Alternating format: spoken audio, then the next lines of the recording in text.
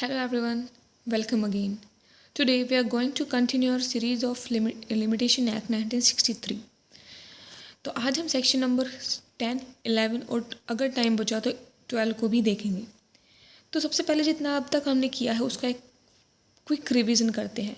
सबसे पहले हमने इंडियन लिमिटेशन एक्ट के बारे में जाना कि वो कब एनफोर्समेंट में आई थी 1 जनवरी 1964 को, और ये थर्ड लॉ कमीशन की रिपोर्ट के ऊपर बेस्ड है।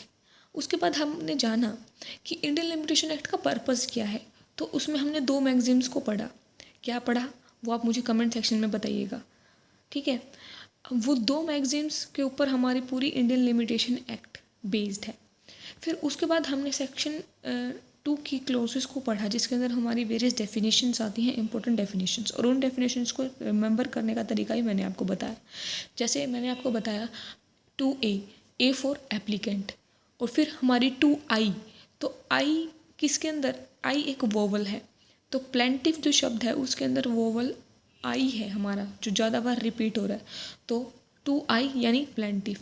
इसी तरह डिफेंडेंट, डिफेंडेंट के अंदर वोवल आता है हमारा ई, और वो सबसे ज़्यादा रिपीट भी हो रहा है, तो 2E में क्या है हमारा डिफेंडेंट है। इसी तरह हमारा प्रिस्क्राइब्ड पीरियड या फिर पीरियड ऑफ लिमिटेशन कहाँ पे बताया गया है हमारे 2J में, जे फॉर जड़, जड़ of the Indian limitation act क्या है, प्रिस्क्राइब्ड पीरियड है या फिर पीरियड ऑफ लिमिटेशन है। उसके बाद हमने सूट की डेफिनेशन को पढ़ा 2L में, वो क्या कहती है कि सूट के अंदर अपील और एप्लीकेशन इंक्लूडेड नहीं होती हैं। तो ये कुछ इंपॉर्टेंट डेफिनेशन थी जो हमने देखी थी।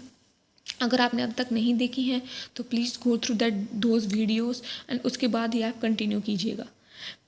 फिर उसके बाद हमने पढ़ा सेक्शन नंबर 3, जिसके अंदर हमने बार ऑफ लिमिटेशन के बारे में जाना। वो क्या कहता है कि ये कोर्ट की ड्यूटी है। सेक्शन 3 क्या कहता है, it is the duty of the court कि कोई भी सूट, अपील या एप्लीकेशन अगर प्रिस्क्राइब्ड पीरियड के बाद कोर्ट के सामने लाई जा रही है तो कोर्ट उसको क्या कर देगा, डिसमिस कर देगा।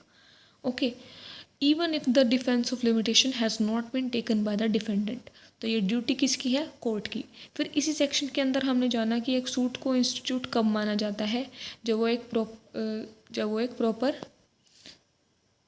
जब वो प्लेंट हम प्रेजेंट करते हैं किसी प्रॉपर कोर्ट के सामने, तभी हमारी सूट इंस्टीट्यूट मानी जाती है। इसी तरह हमने सेट ऑफ के बारे में जाना, फिर काउंटर क्लेम के बारे में जाना सेक्शन नंबर 3 में। फिर हमारे पास सेक्शन नंबर 4 था जो बात करता है कोर्ट को, अगर कोर्ट क्लोज्ड है, जिस दिन आपका पीरियड ऑफ लिमिटेशन ख़त्म हो रहा है, अगर उस दिन कोर्ट क्लोज है तो क्या है उसका इफेक्ट होगा। उसका इफेक्ट ये होगा कि आपको अगर जिस दिन भी कोर्ट रीओपन होगी उस दिन आपको सूट इंस्टीट्यूट करने का, अपील प्रेफर करने का या फिर एप्लीकेशन डालने का मौका दिया जाएगा। फिर हमने पढ़ा सेक्शन नंबर 5। सेक्शन नंबर 5 हमें एक तरह का रिलीफ प्रोवाइड करता है।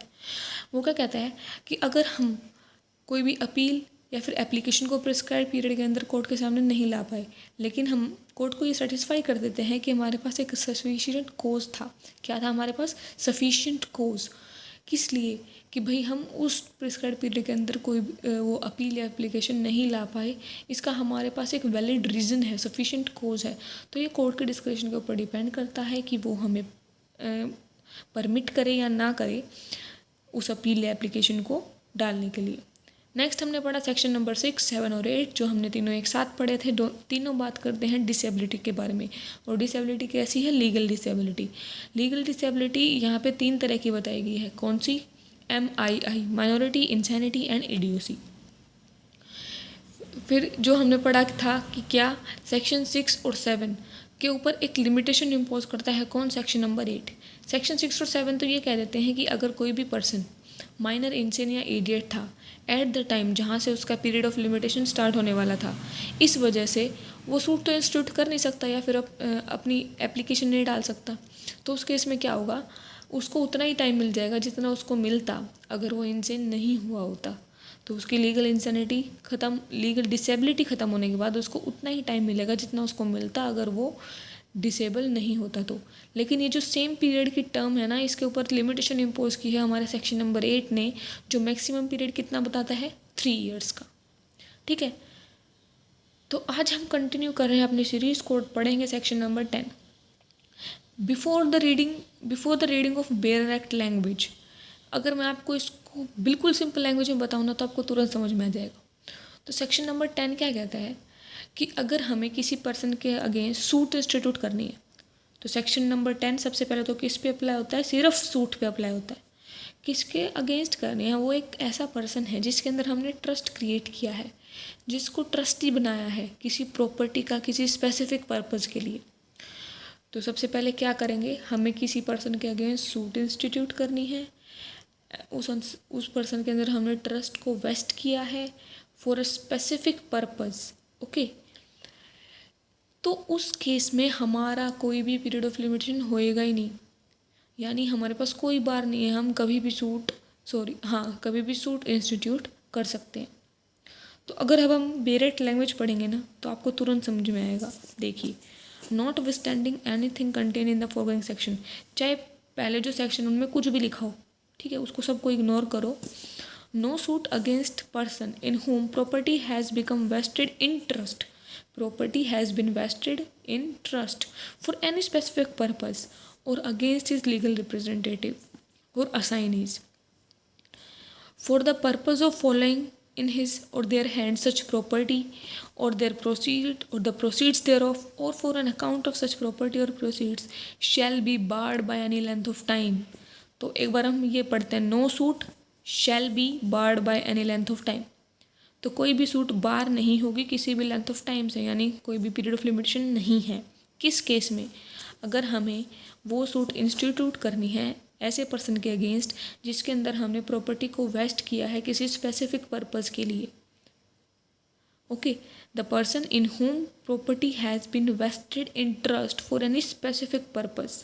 तो ना तो हम अगर हम उस पर्सन के अगेंस्ट सूट इंस्टीट्यूट करना चाहते हैं या फिर उसके लीगल रिप्रेजेंटेटिव्स या असाइनीज़ के खिलाफ सूट इंस्टीट्यूट करना चाहते हैं, किस चीज़ के लिए, कोई पर्पस भी तो होगा सूट का। For the purpose of following in their hands in his or their hands such property proceeds thereof or for an account of such property, यानी कि भैया आप हमें डिटेल्स दो कि प्रॉपर्टी से क्या क्या प्रोसीड्स हुए हैं, क्या क्या प्रोडक्शन हुआ है, ठीक है, उसका अकाउंट की डिटेल्स दीजिए। तो उन चीज़ों के लिए हम सूट इंस्टीट्यूट कर रहे हैं तो हमारे पास कोई भी बार नहीं है टाइम की, हम कभी भी सूट इंस्टीट्यूट कर सकते हैं। फिर इसमें हमारा एक्सप्लेनेशन क्या कहती है, अगर हिंदू मुस्लिम बुद्धिस्ट कोई भी रिलीजियस या चैरिटेबल एंडोनमेंट है, यानी ऑर्गेनाइजेशन है हिंदू मुस्लिम बुद्धिस्ट रिलीजियस या चैरिटेबल एंडोनमेंट है, तो it shall be deem to be property invested for a specific purpose. तो ये माना जाएगा कि वो प्रॉपर्टी भी हमने वेस्ट की है किसी स्पेसिफिक पर्पज़ के लिए और उसके लिए भी ये सेक्शन अप्लाई होगा, यानी कोई भी बार ऑफ टाइम नहीं होगा। Next we have section number 11। Section number 11, suits on contracts entered into outside the territories to which this act extend. तो सबसे पहले इसकी हेडिंग ही समझते हैं हम। ये क्या कहता है, suit on contracts entered into outside the territories to which the act extends. तो देखो ये क्या कह रहा है, हमें सूट डालनी है एक कॉन्ट्रैक्ट के बेसिस पे, लेकिन वो कॉन्ट्रैक्ट हमने कहाँ पे एंटर किया है, outside the territories to which this act extends, यानी जहाँ पे एक लिमिटेशन एक्ट अप्लाई होता है ना, उन टेरिटरी से बाहर हमने वो कॉन्ट्रैक्ट एंटर किया था। तो उस केस में क्या होगा, तो सेक्शन 11 क्या कहता है, suits instituted in the territories to which this act extends on contracts entered into the state of Jammu and Kashmir or in a foreign country shall be subject to the rules of limitation contained in this act। यानी उन contracts पे भी वही rules of limitation लगेंगे जो हमारी इस act में दिए गए हैं। देखिए, सूट हम इंस्टीट्यूट कर रहे हैं, कहाँ पे इंस्टीट्यूट कर रहे हैं, in the territories to which this act extend. उस टेरिटरी में सूट इंस्टीट्यूट कर रहे हैं जहाँ पे ये एक्ट एप्लीकेबल होता है, लेकिन किस बेसिस पे कर रहे हैं, ऐसे कॉन्ट्रैक्ट के बेसिस पे कर रहे हैं जो हमने state of Jammu and Kashmir या फिर किसी फॉरेन कंट्री के अंदर एंटर किया था, ठीक है। सूट तो ये एक्ट सबसे पहले तो कहाँ पर लागू होता है, सिर्फ द टेरिटरीज ऑफ इंडिया में लागू होता है। तो हम सूट इंस्टीट्यूट कर रहे हैं with in the territories of India, किस बेसिस पे कर रहे हैं, एक कॉन्ट्रैक्ट के बेसिस पे जो हमने इंडियन टेरिटरी से बाहर एंटर किया था, स्टेट ऑफ जम्मू कश्मीर में या फिर किसी फॉरेन कंट्री में। तो उस कॉन्ट्रैक्ट पे भी same rules of limitation apply होंगे जो इस एक्ट में दिए गए हैं।